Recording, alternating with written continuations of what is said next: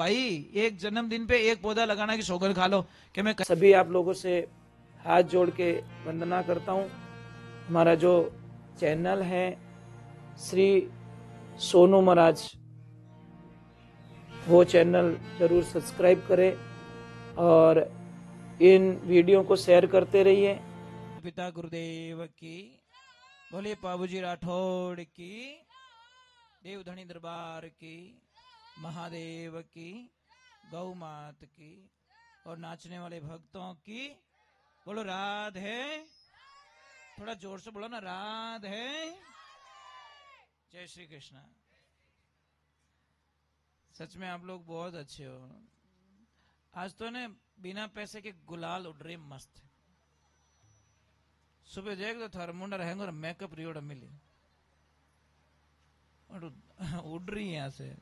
उड़े तो उड़न दो, क्या है फिर, देखा नहीं जाता ना भाई। एक किसान खेत में काम कर रहा है, वो अगर ऐसे देखेगा धूलो गुणो उड़े तो फिर भूखा मरो। एक छोटी सी बात है, भगवान को प्रार्थना करे रूपा दे, ए परमात्मा मेरे जीवन तो दे दिया मुझे, पर ऐसा जीवन क्यों दिया जो मेरे पति को सत्संग पसंद नहीं है। इससे बढ़िया तो वो रास्ते की बावड़ी बना देते। ठंडा ठंडा पानी होता, आए हुए संत महात्मा पानी पीते, उनके दर्शन कर लेते तो मेरा जीवन धन्य हो जाता। वो नहीं करते तो पारस पीपली बना देते, उनकी ठाई में बैठते भी राम का नाम लेते तो उनका दर्शन हो जाता। और वो भी नहीं कर पाते तो मुझे वन की रोजड़ी बना देते। और आप कभी आश्रम पधारोगे ना, वहां पे मेरे पास भी एक रोजड़ी है, उसका नाम मुन्नी है। अरे वो इतनी समझदार है, इतनी समझदार है, मैं क्या बोलूं आपको। शायद पहले जन्म में कोई संत थी, वो आश्रम पे आ गई और वहीं रहती है। सत्संग भजन सुनती, बड़े प्रेम से आनंद लेती है, खुशियां मनाती है। रोजड़ा कटे रुके जी।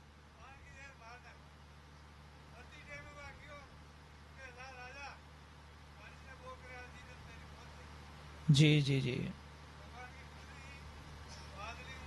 मादरी से वो बोले पत्नी से स्पर्श होते ही तेरे प्राण निकल जाएंगे। हाँ, वो श्राप मिल गया था, श्राप मिल गया था। देखिए, आज हम लोगों के पास में व्यवस्थाएं बढ़ गई है, खान पान की सुविधाएं बढ़ गई है। हम आपको एक चीज बताते हैं कि जो गेहूं की रोटी कम कर दो आप, थोड़ा जौ डाल दो, उसमें जौ का आटा डाल दो, थोड़ा मकई का आटा डाल दो, ये मिक्स करके खाओ, कितनी बीमारियां खत्म हो जाएगी। पर ये खाते ही नहीं लोग। अच्छी रोटी है, अब हम बोलते हैं सुबह सुबह थोड़ा सा गौमूत्र पी लो, ये बोलेंगे ना तो पीते नहीं लोग। बोलते कौन पिएगा। अने दूसरा कोई भी चीज है ना, दूसरे कोई चीज देते तो वो खा लेते। गौमूत्र पीने के लिए बोले तो नहीं पीते हो, पता नहीं। नहीं, बढ़िया बढ़िया बढ़िया, बहुत अच्छी बात है दादा। बोलिए सत्य गुरुदेव की। सत्संग में कई प्रकार के लोग आते हैं, कनिष्ठ, मध्यम और उत्तम।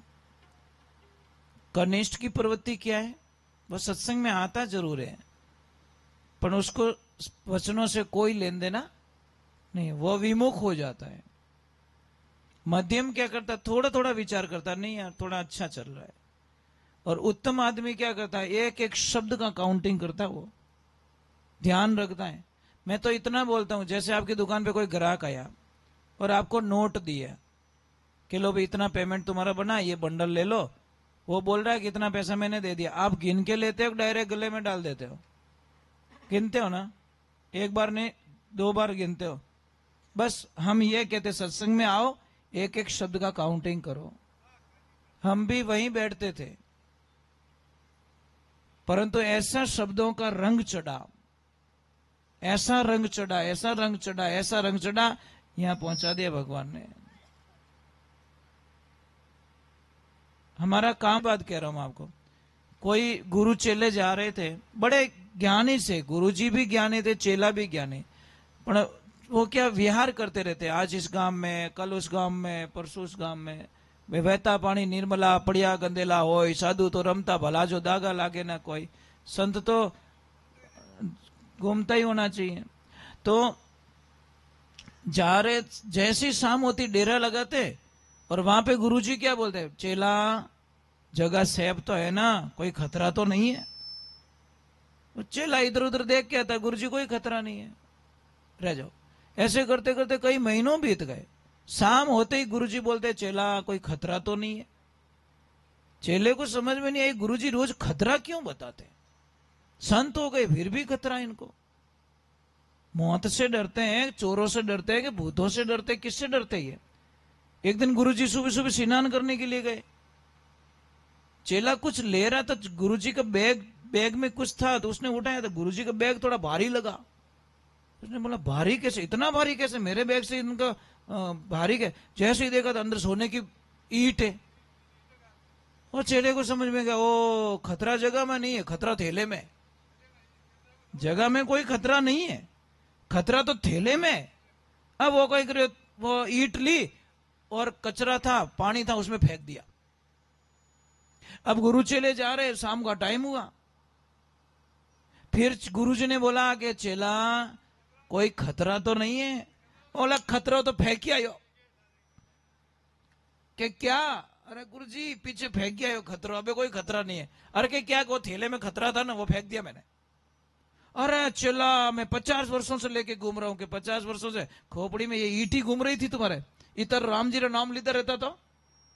फिर चेले ने गुरुजी को ज्ञान करवा दिया, क्योंकि चेला तो पहले ही फ्री हो चुका था, इन चीजों से बहुत दूर चला गया था। और गुरुजी बंधन में थे। मच्छंद्रनाथ जी का बंधन छोड़ाया गोरखनाथ जी महाराज ने। त्रिया नगरी में चले गए, त्रिया राज में छोड़वा के वापस लाए। तो कभी कभी गुरु फंस जाता तो शिष्य छोड़वा देता है, इसमें कौन सी शंका है। एक छोटी सी बात है, जब केवट चरण पकार रहा था भगवान श्री राम के, तो एक पैर को धो रहे हैं तो दूसरा पैर भगवान नीचे रखे, फिर वो धूल में हो जाता है, फिर उसको धोते, इधर रख देते, फिर धोते, उधर रखते, फिर ये मिट्टी में हो जाता है, फिर उसको धोते, फिर इसको रखते, ये मिट्टी में हो जाता है। तो उसने बोला कि एक हाथ को यहाँ पे रख दो, एक पैर को यहाँ रख दो प्रभु, बार बार मिट्टी में हो जाता है, और एक को मैं धो लेता हूं। तो भगवान बोले मैं गिर गया तो, मैं नीचे गिर गया तो केवट ने क्या बोला, केवट ने क्या बोला, आप मेरे सिर पे हाथ रख दो ना, आप मेरे सिर पे हाथ रख दो, नहीं गिरोगे। तब भगवान ने बोला कि मेरा घमंड आज सारा चूर हो गया, कि मैं जिसको तिराता हूं वो मुझे सहारा दे रहा है। भक्तों, भगवान को भी भक्तों से काम पड़ता है।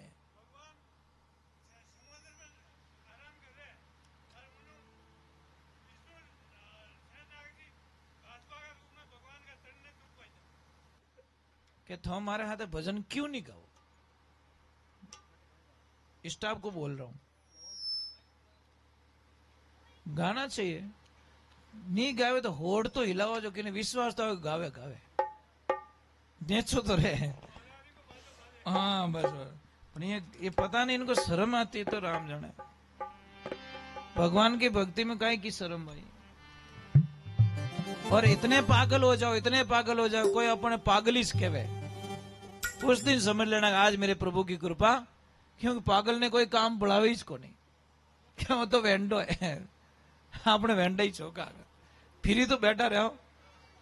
दुखी कौन है, डैड होशियार, मैंने कहीं पूछियो, ले पैरो पूछड़ो तू ही पकड़ा गो। ले वो पूछियो तू ही पकड़ा गो, आपने फिर बात। ये पूछवा की बीमारी बड़ी खतरनाक है महाराज। मेरे को पूछा नहीं। अबे तू कोई आलू को होनो बना दे तो कहीं कर, तो पूछता तो तेरे पास ऐसी मशीन है क्या? लोगों को पता नहीं ये बीमारी कब खत्म होने वाली है। हम तो इतने राजी होते, कोई नहीं पूछे ना आप जी, हम राजी होते, डेढ़ मट्टी की वही भुगत्या को। ये बीमारी मत रखो, एक ही बोलो मेरे प्रभु है ना, बस। दुनिया रूठे तो रूठन दे, मेरा प्रभु रूठा न जाए। साहब एक बात का ध्यान रखना, कोई आपसे प्यार नहीं करता, कोई प्रेम नहीं करता, ये फ्रॉड है सब दुनिया में। सिर्फ आप माता पिता रे अलावा कोई थारू प्रेम नहीं करे, ये गारंटी महाराज। सिर्फ आपके माता पिता आपसे प्रेम करते, बस वो जरूर उनको दर्द हो नहीं, गालियां नहीं बोलता, मतलब अटपटे बोल जाते वो रूप संत का है, पर उनकी भाषा में शुद्धिकरण नहीं है। तो एक दिन कहीं सत्संग में गए थे, तो किसी ने आटा वगैरह वगैरह दिया होगा, तो निकल रहे थे वो। तो एक बहन जी ने बोला कि महाराज जी प्रणाम, के खुश रहो बेटा। कि महाराज जी इस झोली में क्या है? कि बेटा कुछ आटा आटा लेके आया हूं, क्या करोगे? अभी भोजन बनाऊंगा खाऊंगा। कि महाराज जी मेरी इच्छा है, आज मैं आपको मेरे हाथों से बना के जिमाऊं। महाराज जी बोले जिमाओ भाई। तो उस भाई ने क्या सोचा कि आज महाराज जी को मालपुआ जिमाया जाए। बेचारी दिल से वो गोल होल बनाया, गोल में राबड़ो ही बनाना पड़े, गोल होल डाल के ऐसे बराबर बनाया। महाराज जी बैठे आसन पे। अब महाराज जी बैठे बैठे बोल रहे, बेटा बढ़िया, तेरा घर बार बहुत अच्छा है, परंतु ये मेन गेट है ना, ये छोटा बहुत है। तो भाई ने बोला कि इससे क्या नुकसान होता है? अरे नुकसान तो कुछ भी नहीं है, बाई चांस कभी तेरी भैंस मर गई तो कैसे निकालेगी? बोले महाराज चौका तो बोलो मेरी भैंस पे क्यों आके जल रही है आपकी? महाराज ने बोला कुछ उल्टा बोला क्या? तो अरे मेरी भैंस क्यों मरे? 15-10 मिनट हुआ, फिर बोल गए महाराज कि बेटा सब बढ़िया, अपने तेरा जो कमरे का गेट है ना वो थोड़ा छोटा बहुत है। कि महाराज उससे क्या नुकसान है? अरे पागल है, कभी तेरा पति मर गया तो बाहर कैसे निकालेगी? अरे भाई ने तुरंत घुसाया, महाराज जी जोड़ी चौड़ी करो, वो राबड़ो जोड़ी में डाल दियो, महाराज ये चाटोन खाओ, भागो यहां से। मैं तो था ना गुरुकुला मालपुआ बना रही हूं, तो कभी भैंस मार रहा है, कभी पति मार रहा है। अब महाराज जी जा रहे, वो रस टपक रहा है। 2-4 माताएं बहनें बोली कि महाराज जी ये झोली में क्या टपक रहा है? कि बेटा हमारी जबान को रस टपके मैं बोलियो छोको गणो मालपुआ मलता जो को राबड़ो मलियो मने। तो इस जबान में अमृत है महाराज, इसलिए क्या जबान जैसी प्यारी जगत में जबान जैसी खारी, क्या मिनक जमारो मिली और बंदा जीती बाजे। अरे भाई खड़े अच्छे नहीं बोल सकते, खराब किसी को मत बोलो। मेरी लाइफ में तो यही रहता है महाराज, मेरे बारे में कोई कुछ भी बोले हम उसकी निंदा नहीं करेंगे। बस जो बोलता है वो गंदा होता है, उसकी जबान गंदी हुई, मेरी कौन सी हुई भाई? आप ट्राई कर सकते हो, मेरी ट्राई करना आपको। आप मुझे 1 घंटा पहले गाली दो, जितनी गालियां देनी दो, ठीक है? 1 घंटा बाद में बोलना महाराज मेरे घर पे भोजन करना है, अगर मैं ना जिमूं तो मैं संत नहीं हो सकता, ये गारंटी मेरी। आप 1 घंटे पहले गाली बो और 1 घंटे बाद में भोजन जिमो, हम जिम लेंगे भाई। और रात गई बात गई, मुझे कोई लेन देना नहीं। तेरी गालियां तेरे पास, मैंने ली नहीं पहले बात तो तेरे पास ही रखा, मैंने लिया ही नहीं। तू बेच रहा था, मैंने सौदा किया ही नहीं। गाली कोई बोल रहा है, लेके खोपड़ी में तू घूम रहा है, तो माता तो दुगुना ही है, नींद तारी खराब होनी है। यहाँ तो कोई नहीं है, हमारे पास में कुछ नहीं। अंबर ओढ़ना भूमि पतना बीच मसना सोई, भूत पलित्रा शंका नहीं माने, नहीं हसे नहीं रोई, फकीरी निर्भय पड़ा निर्भय, लोक लाज कुल कारण खोई, फकीरी निर्भय मैं जहां रहता हूं साहब, मेरा आश्रम है ना शमशान घाट के एकदम टच में, यहाँ चिताएं जलती है और यहाँ पे मैं रहता हूं, ज्यादा दूर नहीं, एकदम शमशान के। मैं पहाड़ पे रहता हूँ, चिता नीचे जलती है बस पर। अब कल ही एक चिता जली और उसको बैठे बैठे मैं छत पे बैठे बैठे भोजन करता हूँ। मैं सोचता हूँ मैं कि भाई हमें भी वहीं जाना है, टिकट तो पता नहीं कब अपना आना इसी जगह। एक महाराज जी का कोई चोर बैग लेके भाग गया, महाराज जाके शमशान घाट में बैठ गए। लोगों ने पूछा महाराज यहाँ क्या कर रहे हो? कि वो बैग लेके गया चोर, वो कभी न कभी यहाँ आएगा, यहाँ तो आना ही उसको, उस दिन वसूली करूंगा मैं। महाराज जी को बोला मेन स्टेशन पे जाके बैठता था हेड ऑफिस में, कभी न कभी तो आना ही है। तो हमारा एंड स्टेशन कहाँ है? ये फालतू के बोलते हैं हमारे 100 बीघा जमीन, पर तेरी जमीन में तुझे दफनाएंगे नहीं, ध्यान रखना, तुझे वो 6 फुट जगह की मिलेगी शमशान घाट में। तो शमशान घाट में पौधे लगाओ भाई, शमशान घाट में अच्छी नल की व्यवस्था करो, शमशान घाट में कोई पानी की व्यवस्था करो, शमशान घाट में कोई व्यवस्थाएं करो। कौन कौन लगाते हो? पौधे लगाते हो आप लोग? क्यों? अंतिम ठिकाना है हमारा शमशान घाट, उसको स्वर्ग बनाओ आप। उसमें एक जन्मदिन के दिन वहां पे जाके एक पौधा लगाओ, बहुत फायदा मिलेगा आपको। आखिर में तो वटी छाया में बैठना, वटे तो रुंगड़ो लगा दो एक आधा, तो हो रहा तो बैठो, चाहे भूत बन गया तो बैठो, तो हो रहा नीमड़े की छाया में, पंचायती तो हो रही करो, बराबर नहीं? इसीलिए शमशान घाट में तो एक एक पौधा लगा दो भाई।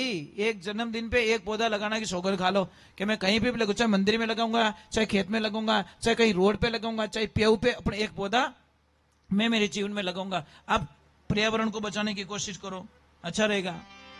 बोले सतगुरुदेव की।